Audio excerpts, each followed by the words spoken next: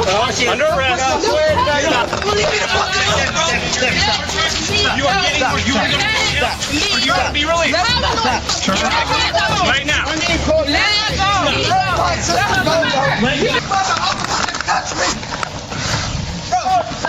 Get back.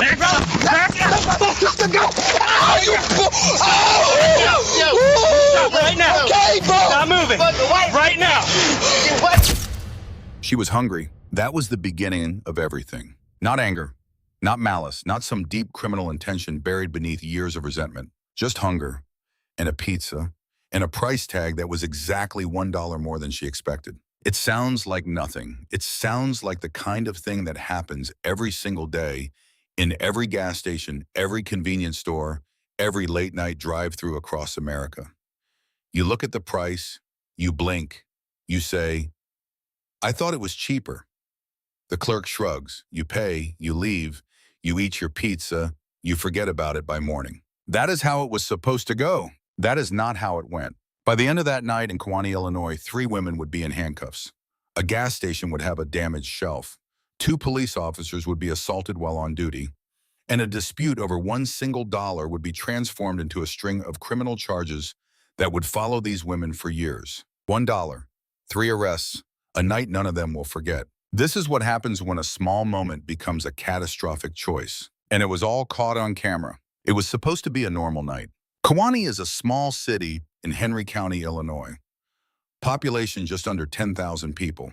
The kind of place where the gas station on the corner is also the late-night store, the meeting spot, the place you stop after a shift or before a long drive. The kind of place where everybody knows everybody, or at least acts like they do. On this particular evening, a group of 3 women pulled into one of those gas stations. Their names were Nakeita Simpson, Diamond Lockhart, and Kewanee Simpson. Nakeita Simpson was the one who wanted the pizza. Diamond Lockhart was 18 years old. Kewanee Simpson was 27. They were together that night, moving through the evening, the way people do when the day is winding down and the conversation is easy and there is no particular reason to expect anything unusual to happen. Nakeita walked into the store with a simple intention. She wanted something to eat. She had seen or heard a price for a pizza. In her mind, the number was $11.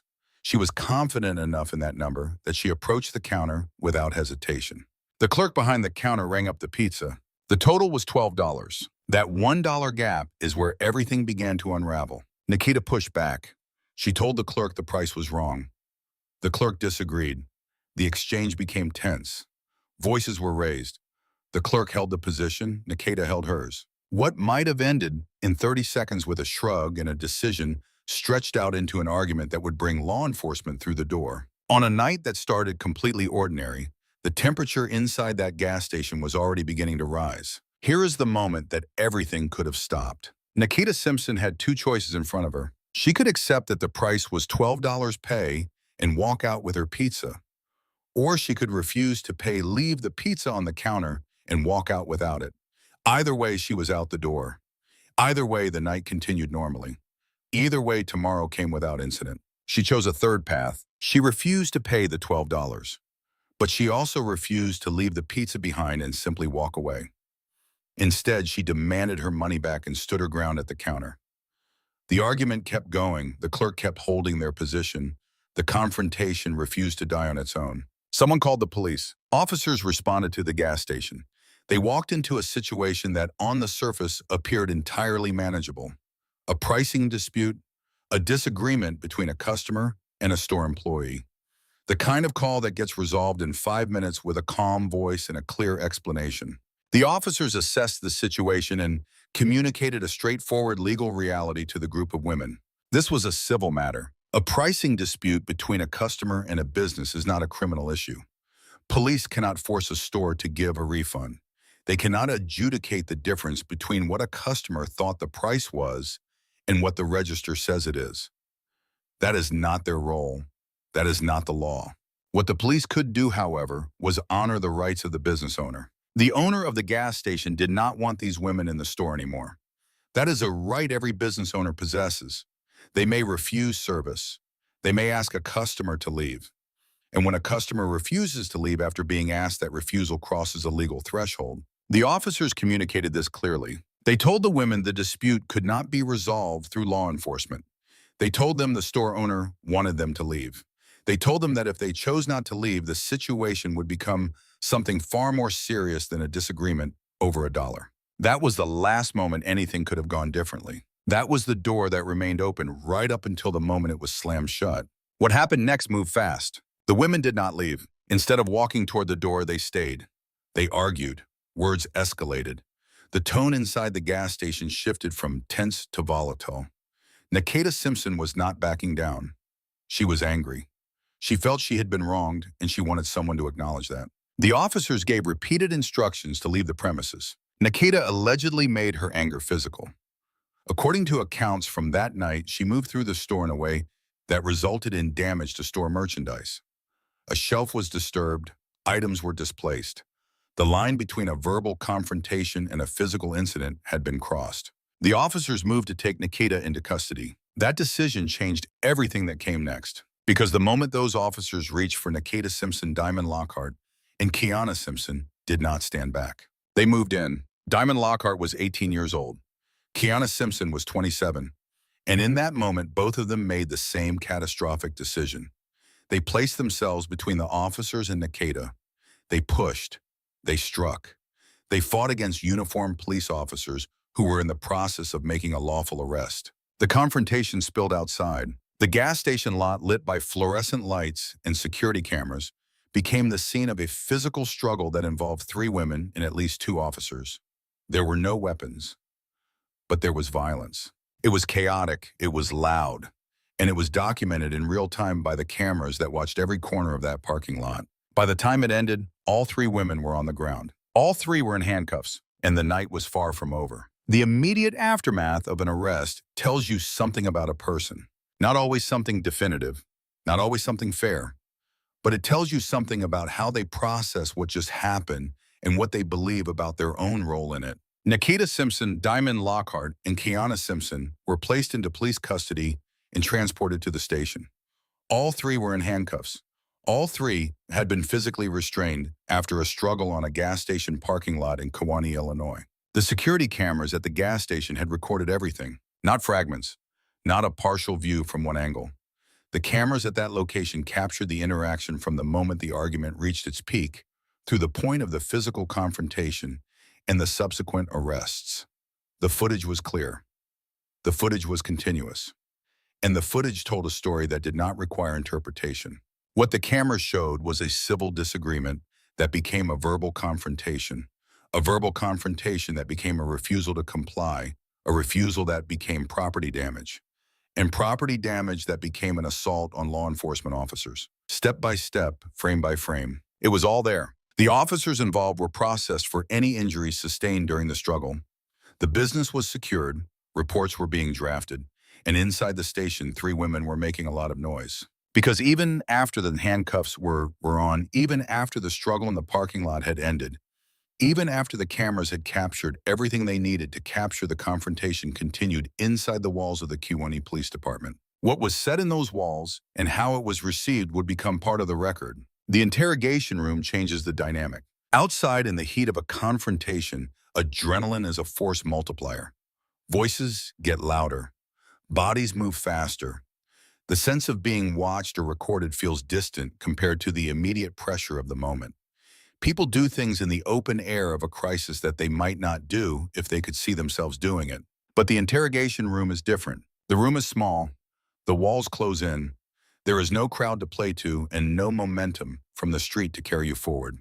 There is only a table, a chair, and the steady, quiet presence of an officer with a notepad and a clear record of what happened. The officers who processed the 3 women that night were not walking in blind. They had the security footage. They had witness accounts from inside the store. They had the account of the clerk who had been at the center of the dispute from the very beginning. They had observations from officers on the scene. And they had the physical evidence of the damage done to store merchandise. They also had time. Time is one of the most powerful tools in an interrogation, not because it breaks people, but because it gives people the space to reconsider what they believe about their situation. The adrenaline fades. The voice that was screaming 30 minutes ago becomes quieter. And sometimes in that quiet, people begin to recalibrate. That did not fully happen here. Inside the Kewanee Police Department, the anger that had driven the confrontation at the gas station was still burning.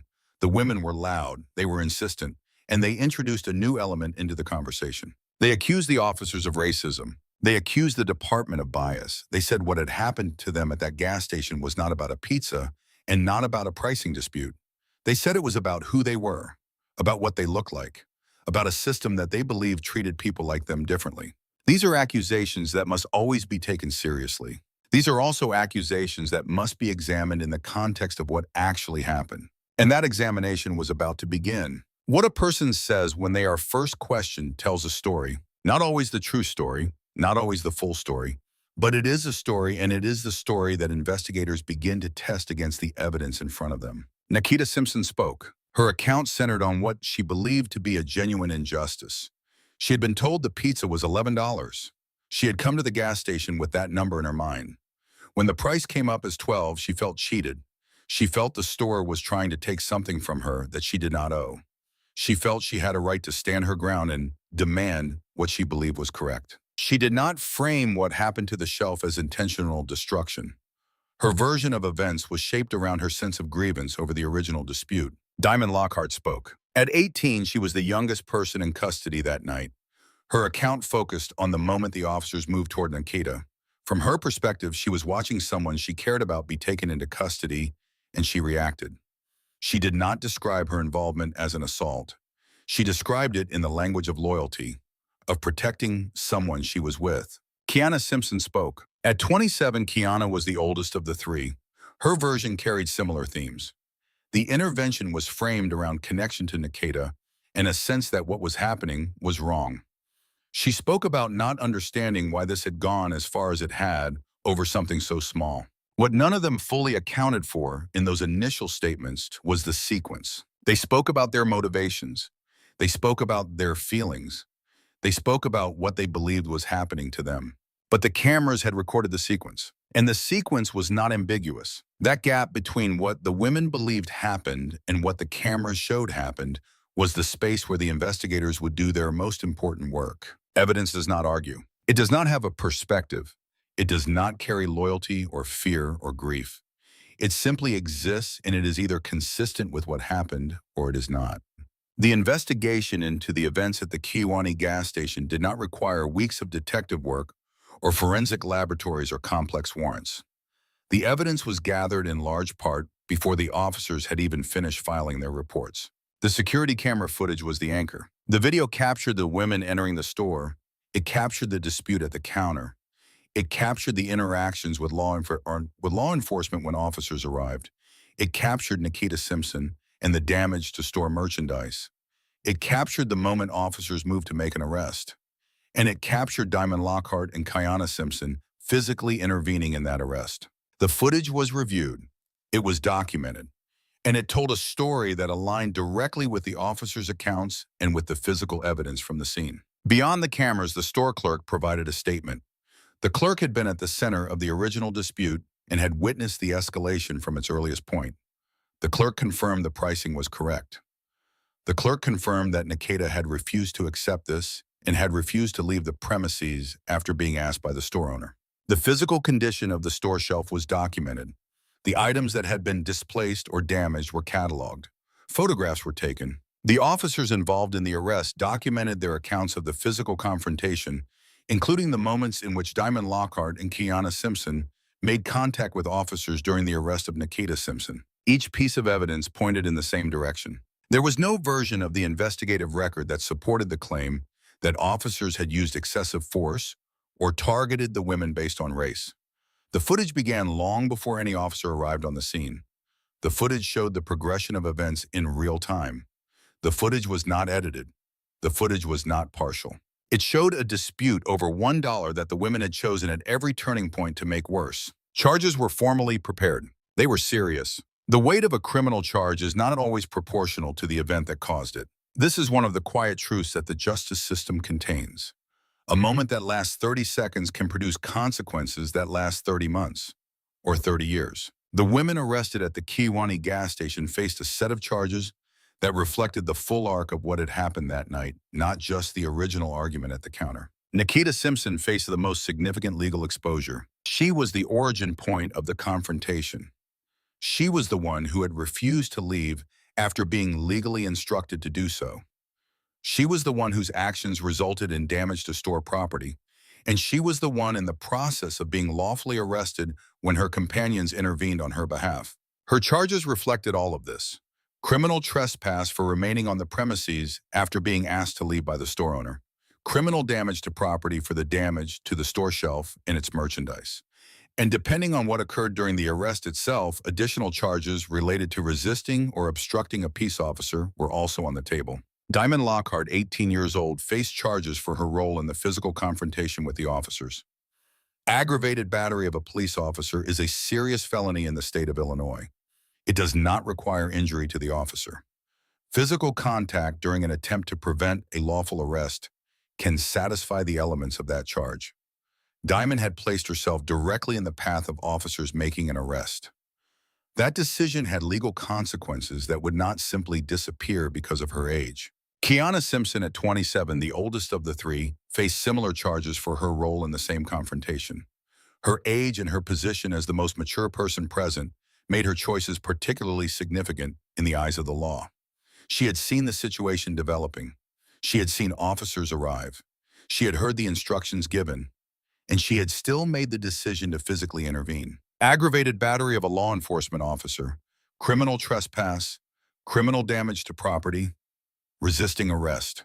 These were not minor infractions. These were charges with mandatory court appearances, potential probation, possible incarceration, and a criminal record that would follow each of these women into every job application, every rental agreement, every background check they would face in the years ahead. All of it over $1. Understanding what happened at that gas station requires looking beneath the surface. Not to excuse, not to explain away, but to understand the mechanics of escalation, because that is the only way to make sense of how a dispute over a pizza price transforms into felony charges in the span of a single evening. Psychologists who study conflict and confrontation talk about something called the escalation ladder. The escalation ladder describes the predictable sequence through which minor disputes become major ones. Each rung represents a decision to increase the intensity of the conflict rather than reduce it. And the key insight of the research is that every rung is a choice, not always a conscious, deliberate choice, but a choice nonetheless. Nakeita Simpson reached the first rung when she decided the price discrepancy was worth arguing about rather than accepting. That was not inherently wrong. People push back on prices all the time. It is normal and it is human. But the second rung came when, after the clerk maintained the price, she refused to simply leave the pizza and walk out. Staying in the argument, staying in the space, allowing it to continue, that was rung 2. The third rung was the arrival of law enforcement and the decision not to accept their guidance. Officers explained clearly that this was a civil matter. Officers explained clearly that the store owner wanted the women to leave. Officers offered a pathway out of the situation that required nothing more than walking through a door. That pathway was rejected. The fourth rung was the damage to the store shelf. Whether fully intentional or the product of physical expression of frustration does not change the legal outcome.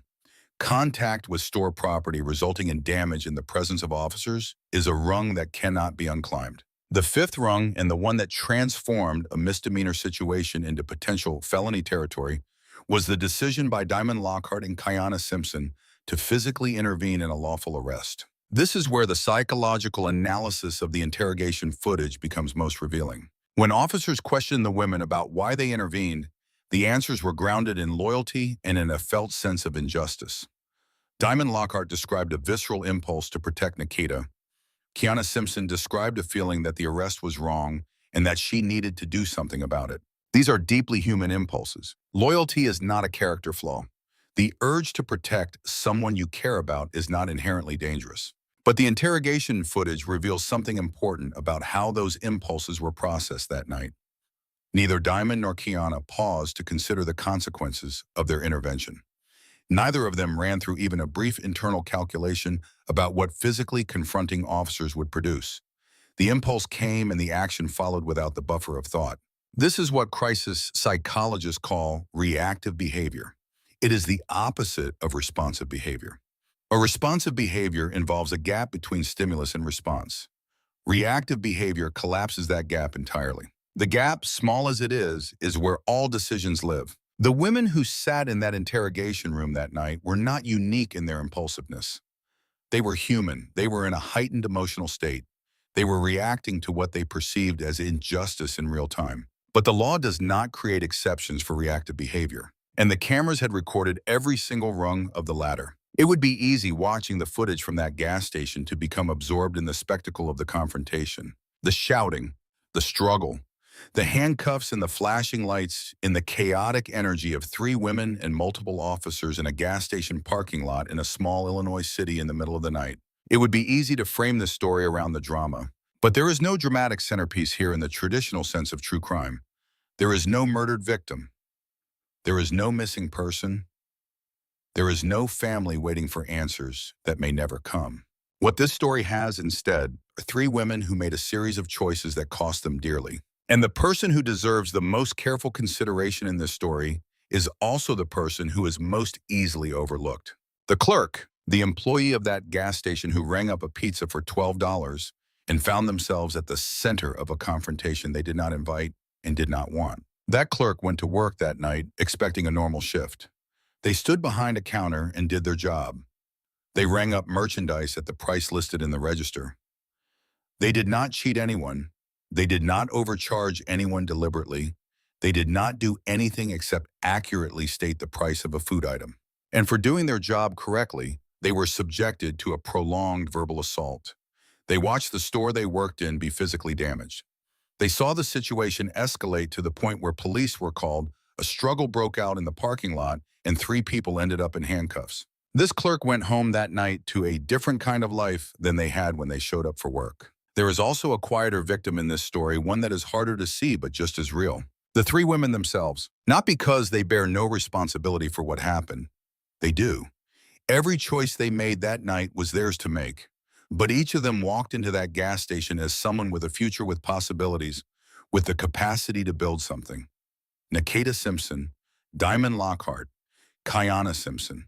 These are not cartoon characters. These are not symbols.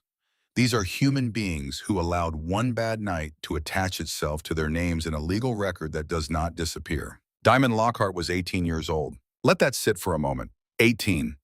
The age when most people are just beginning to understand what adulthood requires of them. At 18, the brain is still developing the structures that govern impulse control, consequence assessment, and long-term planning. At 18, a felony charge is not just a legal inconvenience. It is a restructuring of the possible future. She was 18, and she chose to put her hands on a police officer in defense of someone she loved. There is something deeply human in that impulse, even as it was deeply unwise. All 3 of these women deserve to be seen fully, not as props in a cautionary tale, not as names attached to mugshots, but as people who, on one night in Kewanee, Illinois, made a chain of decisions that changed the trajectory of their lives. That matters. It always matters. Every incident is also a lesson, not a lesson directed at the people who were involved. They lived the lesson in a way that no outside observation can replicate, but a lesson for the rest of us, for anyone who will find themselves in a tense situation at a counter in a parking lot, in a moment where something small is starting to feel very large. The first lesson is about the escalation ladder. Conflict has a grammar. It builds according to predictable rules. And the critical insight embedded in almost every piece of research on conflict resolution is this. It is easiest to stop a conflict at the lowest rung. $1 is not worth fighting about. This is not a moral judgment. This is arithmetic. A $1 dispute that becomes a criminal confrontation costs infinitely more than $1. It costs hours in a police station. It costs attorney fees. It costs potential employment. It costs months or years of probation. It costs a record that will appear in background checks for the rest of your life. But in the heat of the moment, none of that math is visible. In the heat of the moment, the only thing visible is the injustice of the dollar. The second lesson is about the difference between a felt injustice and a legal one. Nakeita Simpson genuinely believed she had been overcharged. Whether that belief was correct or not, the law does not provide a remedy through self-help. The law does not authorize a customer to physically remain on premises after being asked to leave because she believes the price is wrong. The law does not authorize damage to store property. The law does not authorize physical resistance to a lawful arrest. The felt sense of injustice was real. The legal authority to act on it in the way that she did was not. This distinction is not widely understood, and it is one of the most costly misunderstandings that people carry. The third lesson is about the bystander decision. Diamond Lockhart and Kewanee Simpson were not the subject of the arrest. They were bystanders. And in that moment, bystanders face a choice that carries enormous weight. The choice is between expressing solidarity through action and expressing solidarity through presence. Presence is almost always available. Standing near someone who is being arrested, speaking calmly, making it clear that you are watching and that you will follow through on their behalf after the moment passes. These are forms of solidarity that do not carry criminal consequence. Action in the form of physical intervention in a lawful arrest is a choice with a very clear legal outcome. Diamond chose action. Kewanee chose action. The lesson is not that they were wrong to love Nakeita or to feel afraid for her. The lesson is that the form their love took in that moment created consequences that would now be woven into the fabric of all three of their lives. The fourth lesson is about cameras. We live in a documented world. The gas station had cameras. The police had body cameras. The parking lot had cameras. Every rung of that escalation ladder was recorded in real time by equipment that does not forget, does not protect your feelings, and does not care what you believed you were justified in doing. When you are in public, you are being recorded, not as a threat, not as surveillance designed to target any particular person, simply as a fact of modern life. And what is recorded can be reviewed by investigators, by prosecutors, by defense attorneys, by judges, by juries. The awareness that you are being recorded is not meant to suppress your rights, but it should inform your behavior in the sense that the most honest version of what you do is the version the camera sees. The final lesson is about proportion. Proportion is one of the most important guides in human decision-making. It is the internal mechanism that asks, is my response appropriate to the scale of what has happened? $1 is a small number. The consequences of that night in Kewanee were not small. The disproportion between the trigger and the outcome is the sharpest lesson embedded in this story, and it is a lesson that is not specific to these three women or to this particular gas station. It is a lesson about the human capacity to transform something minor into something catastrophic through a series of choices that each seem justifiable in the moment and collectively produce disaster. One rung at a time. There is a question that lingers after a story like this one. Not about the law is clear. Not about the evidence, the cameras settled that. Not even about the outcome, because the outcomes, the charges, the records, the consequences are already written. The question is simpler and harder than any of those. What would it have taken to stop it? At what moment on that particular night with those particular people in that particular gas station in Kewanee, Illinois, could someone have taken one breath, felt the heat of the moment, and made a different choice? Maybe it was when the clerk announced the $12 price and Nakeita felt that surge of frustration. Maybe the moment was there, right there between the surge and the words that followed it. Maybe it was when the officers arrived and laid out the options clearly. Leave and this is over. Stay and this becomes something else. Maybe the moment was in the pause after those words, in the space before the refusal. Maybe it was when Diamond Lockhart saw the officers reach for Nakeita. Maybe the moment was in the milliseconds between seeing it and moving toward it. We cannot know. We cannot reach back into that night and make different choices for people who were not thinking about consequences, who were thinking about pride, about principle, about the impossible arithmetic of a dollar. What we can do is carry the question with us, because it will come up again, not necessarily at a gas station, not necessarily over a pizza, but the structure of that night, the small thing that feels big, the frustration that finds a target, the choice between the exit door and the next rung of the ladder, that structure, is woven into the fabric of ordinary human life. And the next time it appears in whatever form it takes, the question is available to you. Is this the dollar that changes everything? Or is this the moment I walk out the door and go home? Nakeita Simpson, Diamond Lockhart, and Kewanee Simpson did not have the answer in Kewanee, Illinois on that particular night. They do now. The cameras recorded the lesson in full. What we do with it is up to us.